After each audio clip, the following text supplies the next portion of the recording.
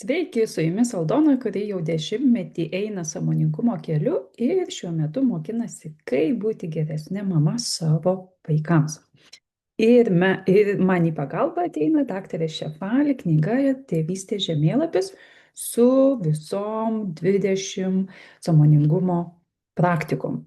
Taigi šiandieną jau mes esam 19 prieš paskutiniai praktikoj ir tokia gili, tokia graži, tokia nuostabi jinai yra, kad tiesiog rekomenduoju jums girdėti ją savo širdimi ir įsileisti protui naujų minčių, naujų idėjų, kurias mums šiandieną pasufleruos daktarė Šefali.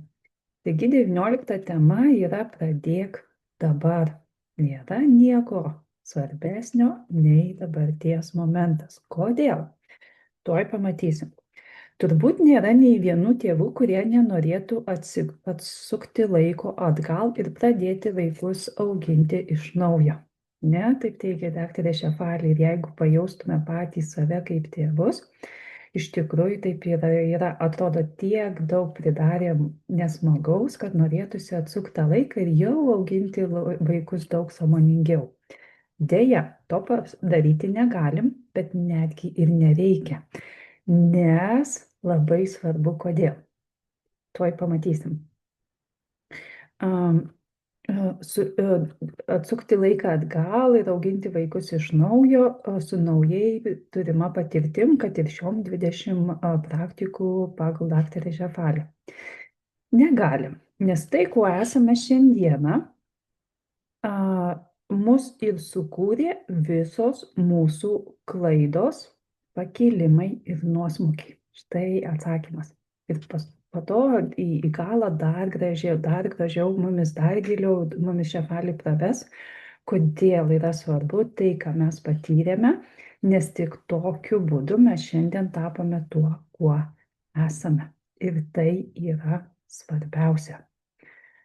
Taip, kas esam dabar, esam geriausia, kuo galime būti su tuo, ką šiuo metu mokame ir žinome. Nėra kitaip. Tiesiog, va čia ir dabar, kiek mokam, kiek žinom, taip ir elgiamės. Negalim iš savęs kažkokio ištransformuoti kaip roboto, paimti, sukurti, sudėlioti kažko kito, kad būtų.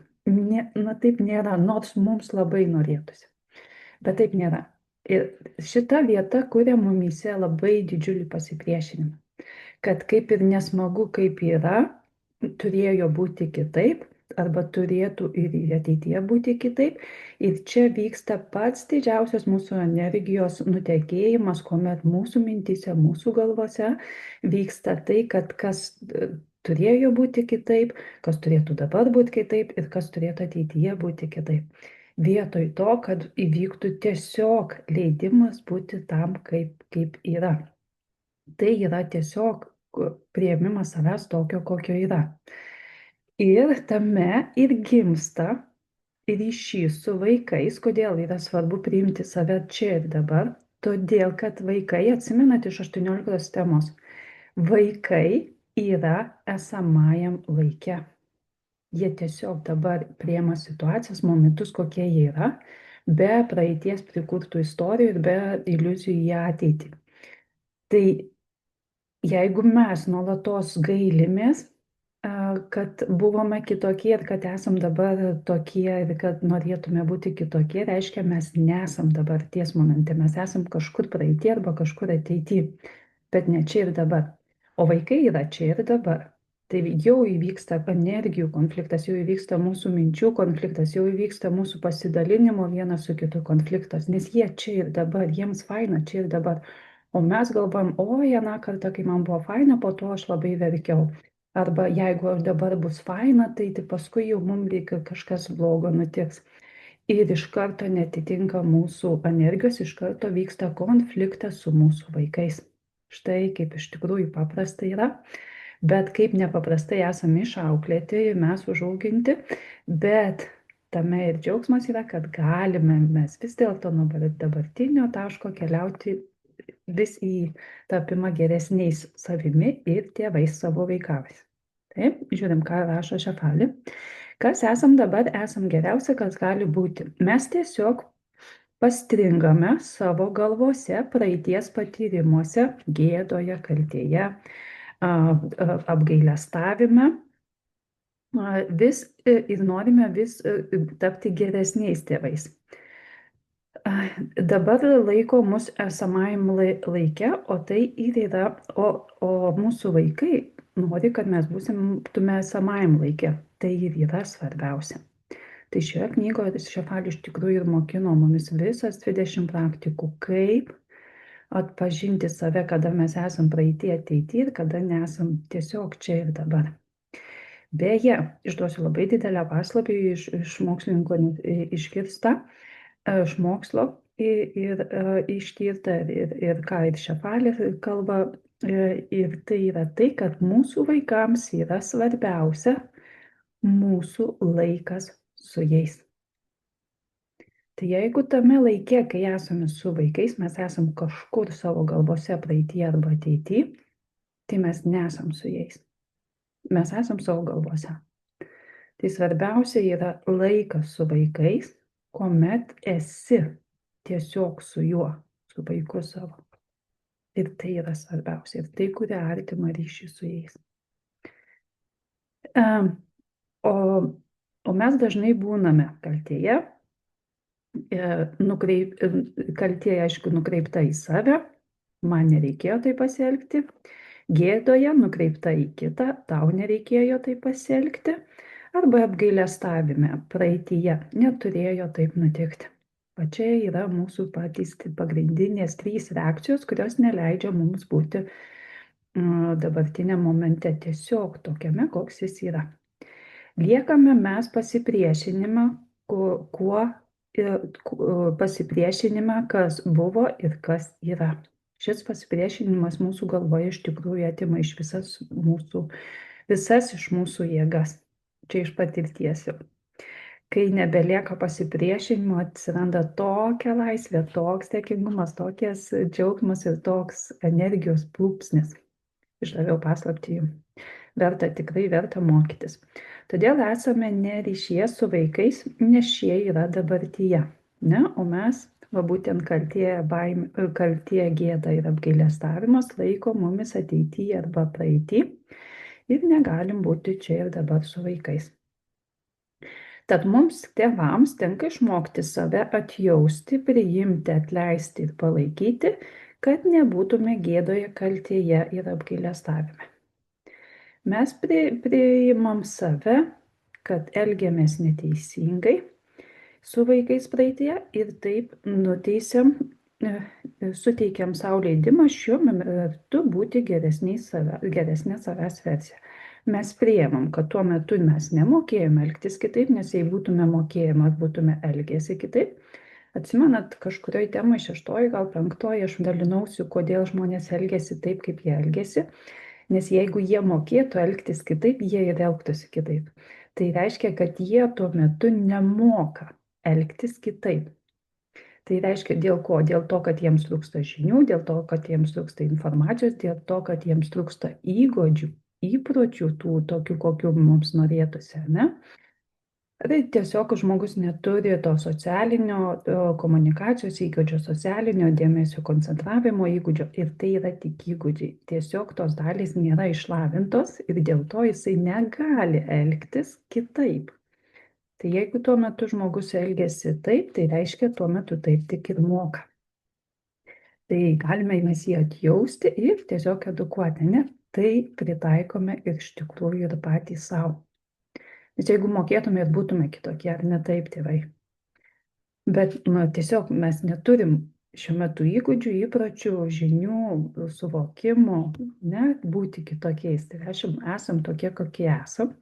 Ir žinome, kur keliaujam ir tuos įgūdžius, įpročius, žinias, informaciją, koncentraciją galim pakeliui keliaudami ir išmokti. Tai čia ir yra pats nuostabiausias suvokimas, kuris atleidžia viduje tą spaudimą nukreiptą į save. Taip? Taip. Gėdoje kaltinant kitą neišmokstame pamokos, kad mūsų viduje tai sukelia ir ką mūsų viduje tai sukelia ir užstringame įsižeidę, o nejudame į dabartį paaugę. Ne, gėda tai tiesiog manome, kad kitas yra kaltas ir tada ne, iš tikrųjų gėda sukilo tai mūsų, jau mumyse. Tai mums reikia atpažinti, kas vyksta mumyse ir iš to pasimokinti ir paaugti. Bet jeigu to nedarome, nukreipiam į kitą, suverčiam kaltę į kitą ir susigėstame, ne, tai tada nepaaugame. Aš nebūčiau taip pasielgęs, jei jis nebūtų taip pasielgęs. Ne? Bet gėda tai kilo jumyse. Aš reaguoju su gėdos reakcija vietoj to, kad būčiau sąmoningas. Nu, bet toksai gėdos užsuktas ratas, ne? Apgailestaujame, sakant, kad gyvenimas neturėjo nutikti tokiu būdu. Vėl iš tikrųjų, kaip juokinga, kai rašiau, pasidaro, nu taip, pagauni fainai tas savo mintis, kad kokias nesąmonės jos kalba. Pasipriešinimas tau, kai buvo, yra laiko ir kai buvo ir yra, laiko mus pastrigusiais, kad jei gyvenimas būtų kitoks, aš būčiau kitoks. Nu kaip gaila, ne? Jei gyvenimas būtų kitoks, aš būčiau kitoks. Bet jis nėra kitoks, jis yra koks yra. Tai kaip galim kažką tais perdaryti, kur ne mūsų galioje? Niekaip. Tai ką galim padaryti? Perdaryti savo mintis. O perdarytos mintis sukuria mums ir fainesnius jausmus. Iš gėdos, kalties, apgailestavimo mes galim pereiti į dėkingumą, taiką su savimi ir atjautą ir džiaugsmą. Ir viskas tai vyksta mūsų galvoje. Jeigu turime teisingos informacijos suvokimo ir vilties troškimą ir troškimą norą tiesiog keistis. Ir viskas. Tik suvokiant, kaip mumyse veikia kaltė, gėda, apgailestavimas, galėsime jas pastebėti ir transformuoti į kažką gražaus, tiesiog buvimo momente. O to mes norime kodėl? Nes norime ryšio su vaikais. Vaikai yra dabartiniam momente. Tai ir mums tenka atpažinti, kada mes jaučiamės kaltėje, kokios mintys ateina, kada mes jaučiamės gėdoje, kokios mintys ateina ir kada mes esame apgailestavime, kokios mintys ateina. Reiškia, mes tuo metu jau nesame dabartiniam momente ir iš karto yra distancija mums su vaikais. Taip, priimame, kad pyktis kyla mūsų viduje, kai supykstame, neapykanta kyla mūsų viduje, kai pradedame neapkęsti ir meilė sukyla mūsų viduje, kai jaučiame meilę. Tai viskas kyla mūsų viduje dėka sukurtų minčių iš praeities patirčių. Tai mūsų didžiausias darbas tai pagauti ir pasirinkti to, ko norime. Sušildyti save, kitaip tariant, ne, ir tada pasirinkam, ko norim. Tai tiesiog emocijos sukurtos mūsų proto, mūsų viduje. Su juo ir dirbam. Išmokus jas atpažinti, leisti jom būti ir transformuoti jas į mums ir artimiesim tinkamas, būsime dabarties situacijoje, kokioje ji yra. Tai yra ir ryšyje su vaikais, nes jie būtent jas ir mato tokios, kokios jos yra tuo metu.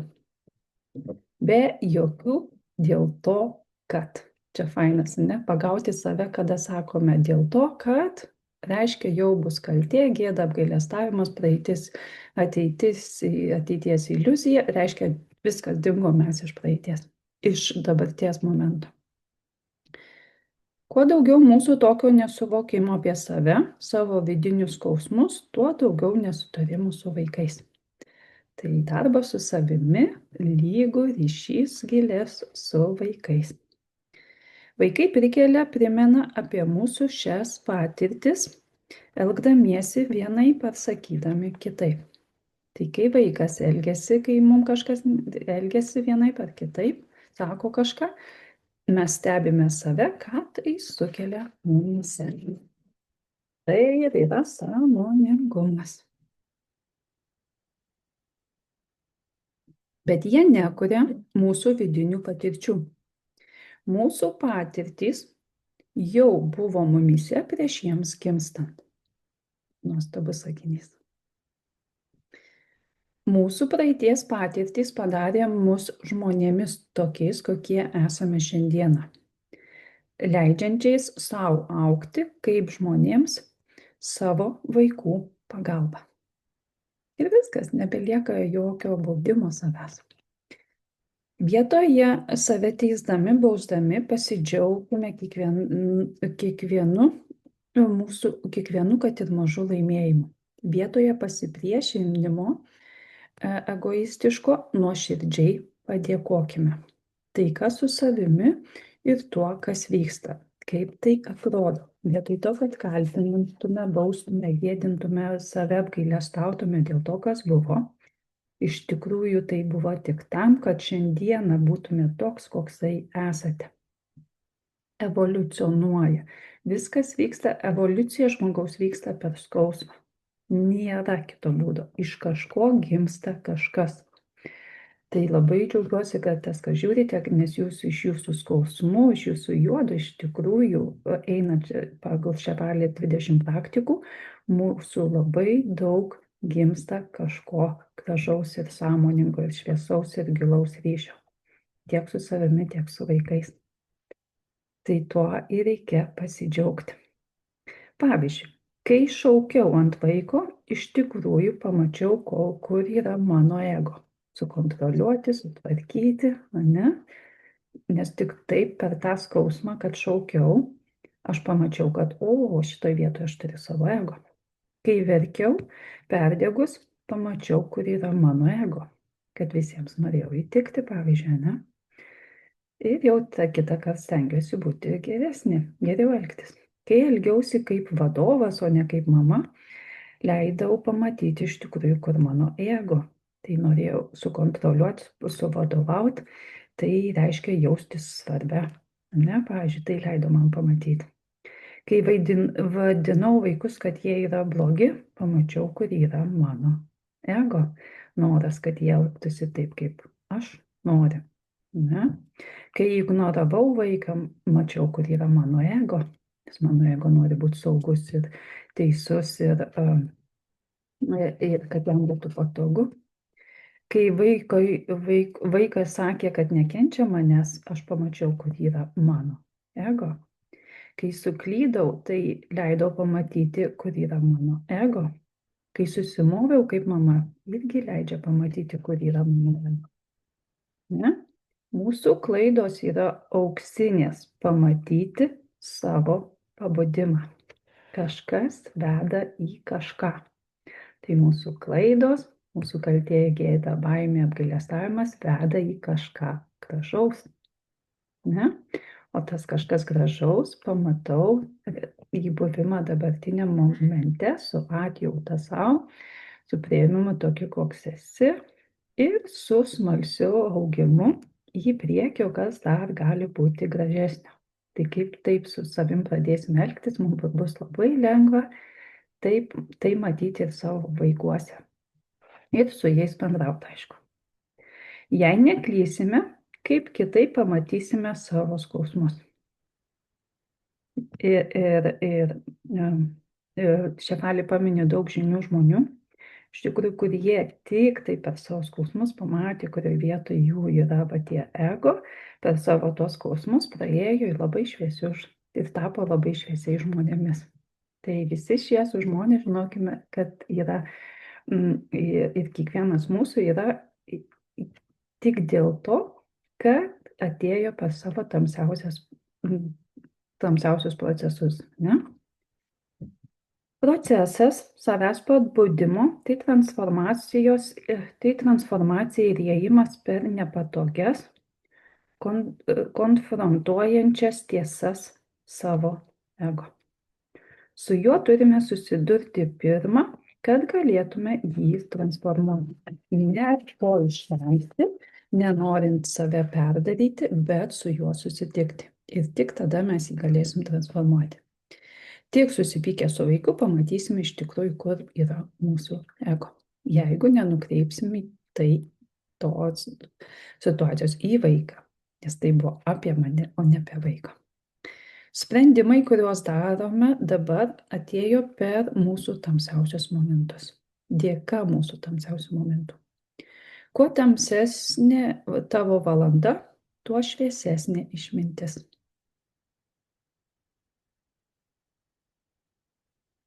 Kuo tamsesnė tavo valanda, tuo šviesesnė tavo išmintis.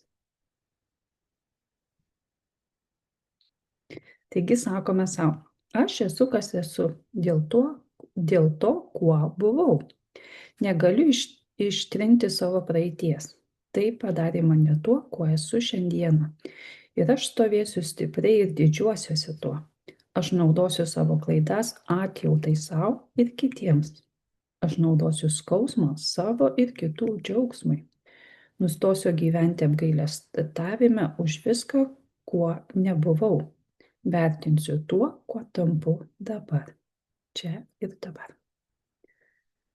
Tai išlaisvina iš tikrųjų, ne? Tokios mintys, nereikia protui kurti vėl ten tų nuogastavimų iš praeities į ateitį, o tiesiog leidimas, tiesiog ilsėkis ir būk čia ir dabar. Šis momentas yra naujas dabar ir pradedamas naujai šviežiai. Nėra praeities, tai tik prisiminimai būtame laike. Ar gali praeitis įtakoti mane pozityviai? Galime paklausti savęs. Štai tokio klausimo. Na, aš esu čia dabar ir pradedu naujai. Kiek daug naujų šviesių minčių. Būkime savo labiau atleidžiantys ir mylintis. Sąmoningumas ne galutinis taškas, o procesas. Čia labai svarbu. Ne siekiu kažko tais, bet mėgaujuosi, augu, mokinuosi kiekvienam momente. Išmintis ateina per skausmus. Ir kokia praktika šefali kilo? Būti esamam momente tai ne praktika, tai gyvenimo būdas. Tai iš tikrųjų šefali per visas savo 20 praktikų veda mus į naują gyvenimo būdą. Tiesiog sąmoningumą pagauti save esamajam momente. Nuostabiausias būdas gyventi gyvenimą. Galime kas šefaliui padėjo tame sąmoningume būtent būti, tai užsistatyti tiesiog aliarmą, primenantį, kad gyventume dabartinė momente. Dabar. Įdomi iš tikrųjų mintis ir praktika, sakiau, pabandysiu. Užsistatė į žadintuvą, kad aliarmą, kad gyvenk dabar, gyvenk dabar, gyvenk dabar. Ir iš karto protui aišku pasidaro, kad nereikia iš praeities į ateitį, bet dabar, čia ir dabar. Paklauskime savęs, kas šiame momente kelia man nerimą, pyktį. Ir kai ateis atsakymas iš praeities, kad kažkas blogo, arba iš ateities, kad nuspėsim, kad kažkas blogo, leiskime būti savo čia ir dabar. Esamas momentas tiesiog yra toks, koks yra. Ar dabarties momentas tikrai baisus? Ne? Paklauskim, kas kelia mums pyktį, nerimą. Pavyzdžiui, yra baimė. Paklauskim, ar iš tikrųjų jis yra toks baisus. Dažniausiai ne. Jis tiesiog yra toks, koks yra. Tada pereiname į dėkingumą ir logiką. Atjautą, džiaugsmą ir taiką su savimi ir su savo vaikais. Tai štai tokia praktika siūlantis gyventi, mes jau gyvename iš tikrųjų, su jumis, kad judame per šitus 20 praktikų, jau gyvename tame sąmoningumo procese, kuris veda būti mumis vis geresniais žmonėmis. Ir kitą kartą jau paskutinė tema - priimti save naują 20 praktiką, kurią mes ir užbaigsim šitą nuostabų sąmoningumo procesą, kelionę su daktarė Šefali pagalba iš knygos Tėvystės žemėlapis. Iki.